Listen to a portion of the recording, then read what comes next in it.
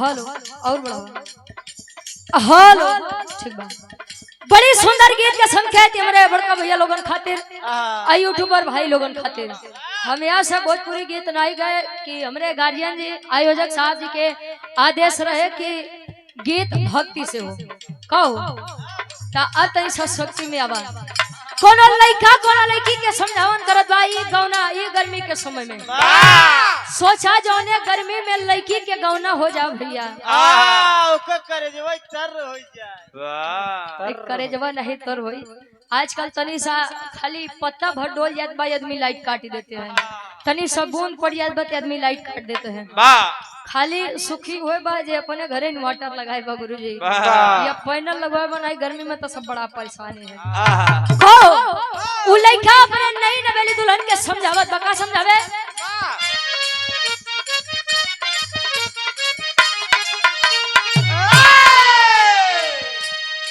नया नया जबले बाटे जवान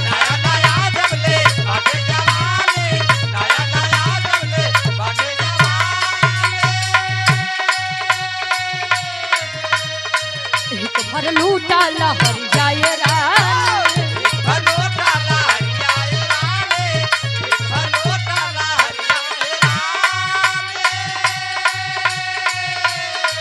नया नया जबले बाटे जवानी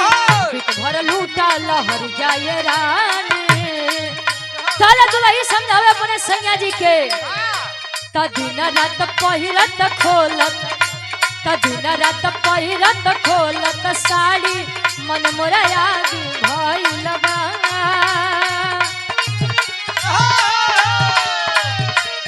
दिन रात पहिरत खोलत साड़ी मन मोरा आगी भइल बा ए राजा जी खोसत खोसत पलेट कमर में दागी भइल बा ए राजा जी खोसत खोसत पलेट कमर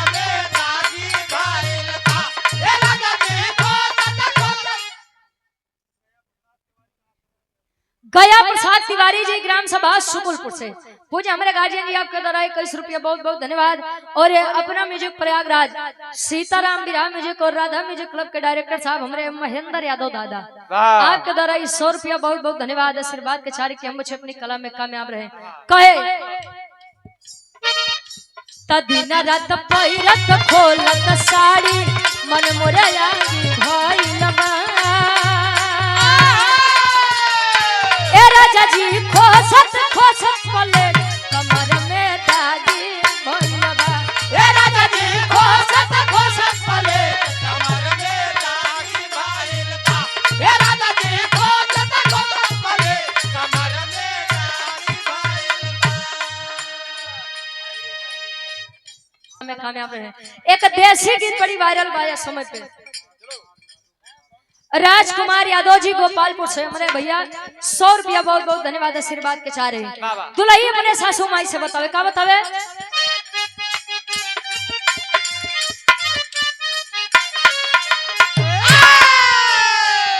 अहिरे बेईमानवा ले जला गवानवा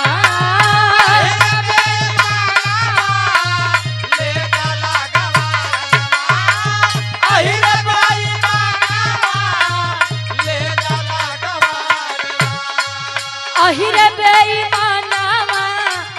ले जला गवानवा झुर झुर बहे रामा झुर झुर बहे रामा गुरुबा पवनवा झुर झुर बहे रामा गुरुबा पवनवा अहिरे बेईमानवा ले जला गवानवा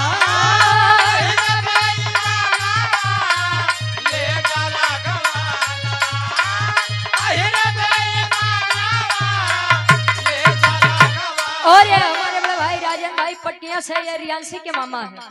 ये भाई के द्वारा 100 रुपया बहुत बहुत धन्यवाद। और पूर्वी विराह म्यूजिक के डायरेक्टर साहब विशाल कुमार भाई के द्वारा 100 रुपया बहुत बहुत धन्यवाद। आई तुम्हारी का हो झुर झुर बहे रामा झुर झुर बहे रामा पुरबा पवनवा झुर झुर बहे राम पुरबा पवनवा अहिर बेईमानवा ले जाला नवा नवा आइए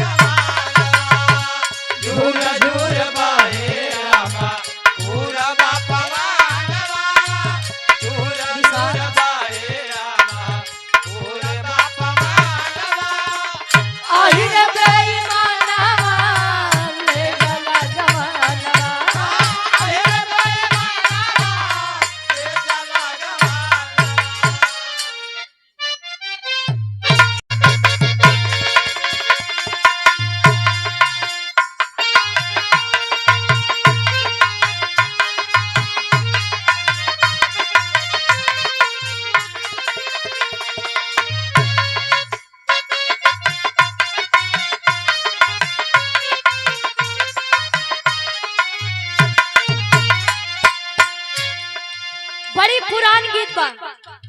कोनो दुल्ही अपने सैया जी के बतावे का बतावे गुरुजी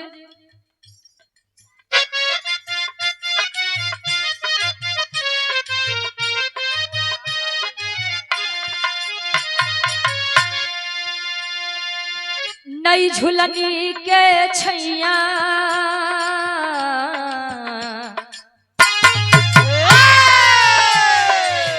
नई झुलनी के छैया बोलम दुपहरिया बिताइला बोलम दुपहरिया बिताइला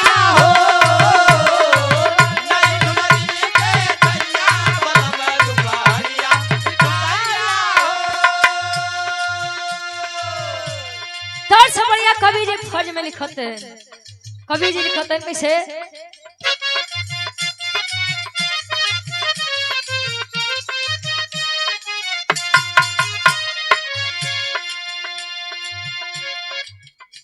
बरबरी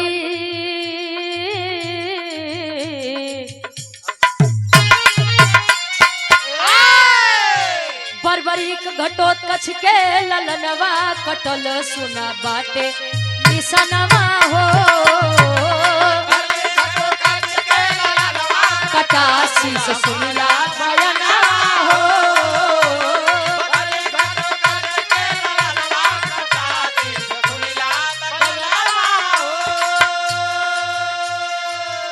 बरबरीक घटोत कछ के ललनवा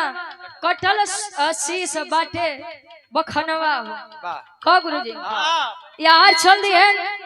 घटोत कछ के लइका बरबरीक जी अच्छा बरबरीक के लइका चलत है उ 13-14 साल का लइका भगवान कन्हैया आई के सामने से रोकत है और लइका कहे कि एक के तीर में हम पूरी महाभारत खत्म कर देबो अब भगवान कन्हैया कहीं हम कैसे मान जाई कहे कि काहे नहीं मनबा कहे कि कुछ प्रूफ दा कि तू एक बाण में महाभारत समाप्त कर देबा कहे का करे के बाद खाली बताए भरदा हमार 3 बाण बा खाली एक बाण में सब तहस नहस करब भगवान कन्हैया कहन कि अच्छा बड़ा पौरुष दिखावत है बड़ा बलवाई 13-14 साल लड़का के अंदर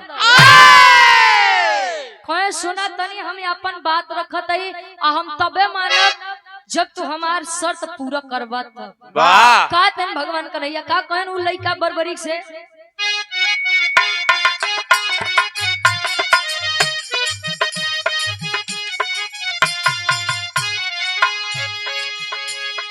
कहे एक बार से खत्म करबे युद्ध हो मन से समझ गईले तब मानो प्रबुद्ध हो मन से समझ गईले तब हो प्रबुद्ध हो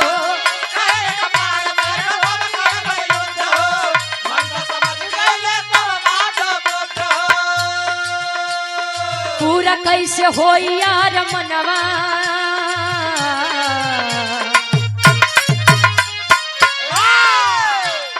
पूरा कैसे हो यार मनवा 85 से सुनिला बखनावा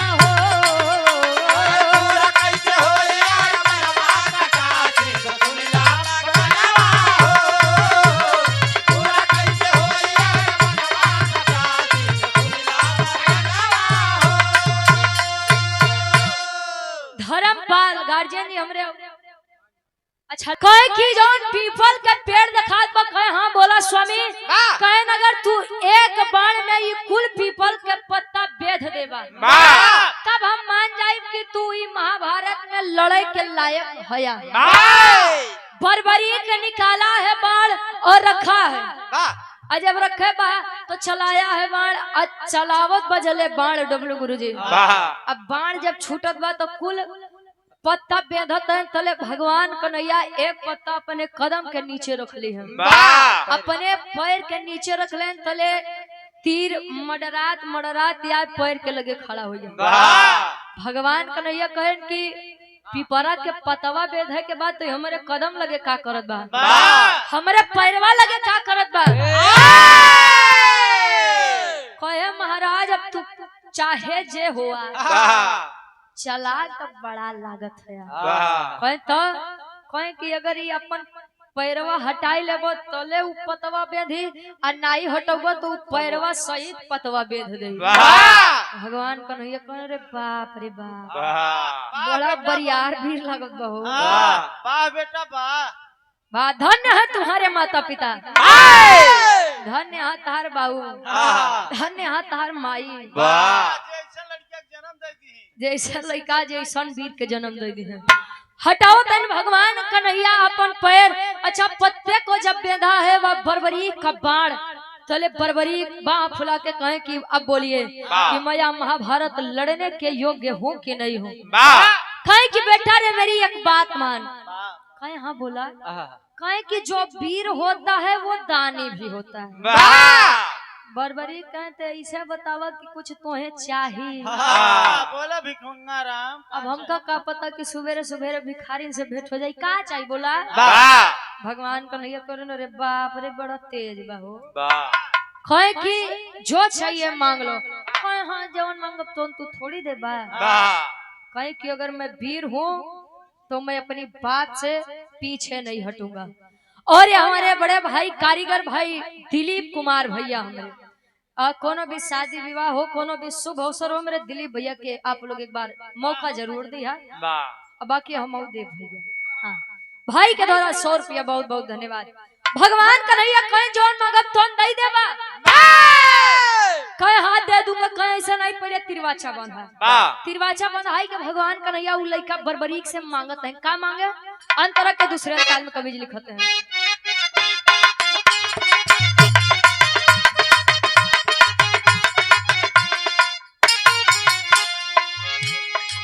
कुंवर कन्हैया तब दावा लगाए बाती माने युद्ध भूमि उसको बुलाए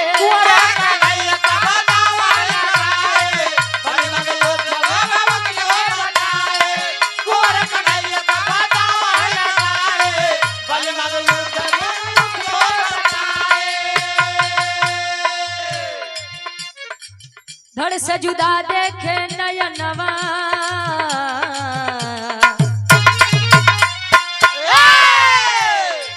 धड़ से जुदा देख नयनवा कटासी सब बाटे बखनावा धड़ से जुदा देख नयनवा कटासी धड़ से जुदा देख नयनवा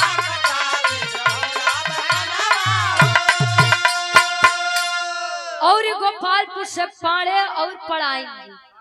हमारे गार्जियन जी 100 रुपया बहुत बहुत धन्यवाद आशीर्वाद के चारे की हम बच्चे अपनी कला में कामयाब रहे कहे कि बेटा मुझे अगर तुम कुछ देना चाहते हो तो मुझे याद हो वरदान में तुम मुझे अपनी या गर्दन दे दो अपना या शीश दे दो और लड़का बार वीर पहले के लोग कहा कि रघुकुल रीति सदा चली आई प्राण जाय पर वचन न जाई मर्द का जुबान कबो खाली ना ही जाए बात खातिर आदमी मर मिट जाओ लेकिन वो अपन बात नहीं कट दे बारे वो 13-14 साल का लड़का पकड़ा है अपना बाल और निकाला है अपनी गर्दन को धड़ से अलग किया है जब गर्दन को अलग किया है धड़ से अपने हाथ पर रखा और भगवान कन्हैया देखत है तले लइकवा के गर्दनिया से आंख जमन रहे अखिए से झरझर आंसू गिरत बा। भगवान कन्हैया कहें कि कारे लइका इतना बड़ा बलिदान देने के बाद भी तू रो रहा है। क्या मैं इसलिए नहीं रो रहा हूँ स्वामी की क्योंकि मैं मरा हूँ,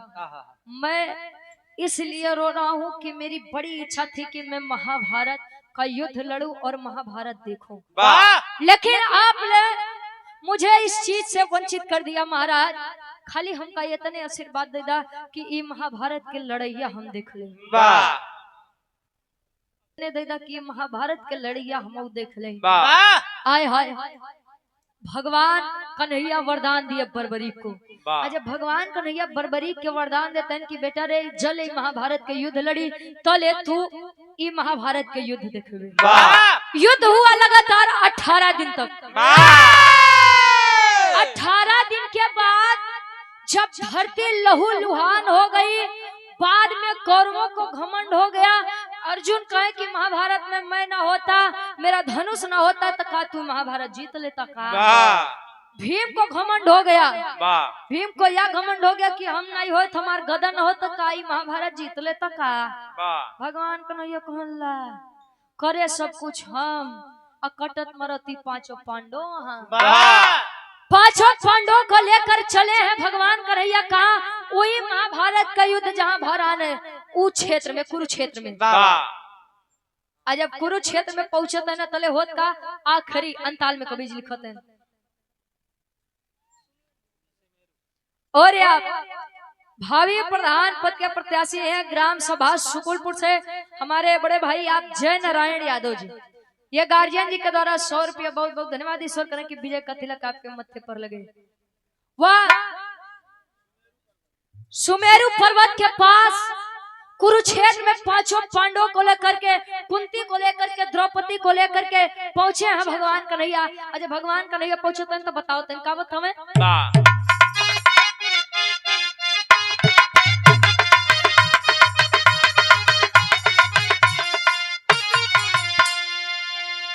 पांचों पांडवों के घमंड के तोड़ते हैं का।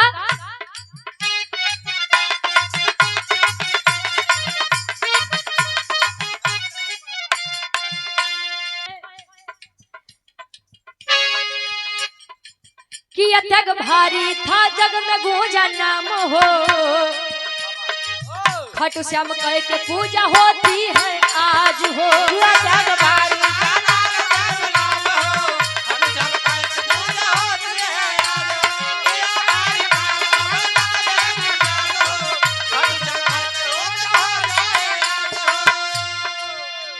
गए पांचों पांडवों से एक बार फिर से भगवान कन्हैया पूछे कि आप बताइए कि आप में अगर कोई ना होता तो ये महाभारत ना होता। भीम अलग महापूजा में, अर्जुन अलग महापूजा में, नकुल अलग, सहदेव अलग। कहा गुरुजी ए भैया इतनी बतिया जब कई के भगवान कन्हैया अपन हाथ आगे करते हैं। अरे भगवान कन्हैया अपन हथवा के आगे करे तो वह बर्बरीक के कटल मुड़ी चली आए हाथ पे। पांचों पांडव अवाक हो गए कि अरे कटा सर ये कहां से आया। बर्बरीक से लोग पूछे कि आप बताइए कि मैं ना होता तो क्या यह महाभारत हो जाता। तो ले बर्बरीक अपने दादा भीम के देखो तो कहे महाराज तू के है। भीम के लगे गुस्सी आई। अर्जुन के कहे कि महाराज तू के है, तू ये लड़ाइया में रहा का। अर्जुन लगा गुस्सिया कहे कि अबे साला गलत बोल रहा है। ये पूछत बा कि हम लड़ाइया में रहे का। अब भीम अलग गुस्सिया कि ये मेरा पोता होकर के मुझसे ऐसी बात कर रहा है। कहे कि ना इस लड़ाई में ना अर्जुन जी आप थे, ना भीम जी आप थे, और न कौरव थे, न कोई था। इस महाभारत में केवल भगवान कन्हैया जी थे, यही युद्ध लड़ रहे थे और यही युद्ध लड़ा रहे थे। इतने में पांचों पांडवों का घमंड चकनाचूर हो गया। खाटू श्याम कह दिया कि बर्बरी कह दिया कि महाराज आपने मुझे इस योग्य समझा, मैं 18 दिन की इस लड़ाई को देखा, ये मेरे लिए परम सौभाग्य की बात है। चले भगवान कन्हैया आशीर्वाद देते हैं बर्बरी के कि बेटा बर्बरी तूने जो ये किया है महाभारत के लिए वो कोई और नहीं कर सकता था। जा, मैं तुझे आशीर्वाद दूंगा और आशीर्वाद देता हूँ कि आने वाले कलयुग में तू खाटू श्याम के नाम से जाना जाएगा और जो भी तेरे दरवाजे पर हार करके जाएगा वो कभी निराश होकर के नहीं लौटेगा। इसीलिए लिखा जाता है कि हारे का सहारा बाबा खाटू श्याम हमारा। कौन सा दुख दर्द झेल के चला जा, खाली सच्चे मन से खाटू श्याम जी के दरबार में चल जा। अगर दुख तकलीफ फन्ना गायब हो जाओ तो आप लोग कहिएगा। इस श्रद्धा विश्वास है कि राधे श्याम सरोज बाबूजी हमरे खाटू श्याम जी के भंडारे में आप सभी लोगों को बुला करके इस महफिल में 4 चांद लगाने का कार्य किया है। और खाटू श्याम महाराज जी जहाँ लोग जाते हैं और बड़े श्रद्धा से जाते हैं, लाखों करोड़ों की भीड़ राजस्थान खाटू श्याम जी के दरबार में होती है। आइए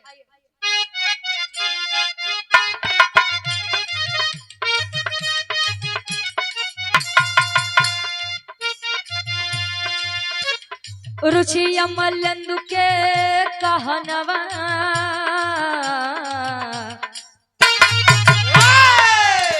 रुचि अमलंदु के कहनवा कटासी बाटे बखनवा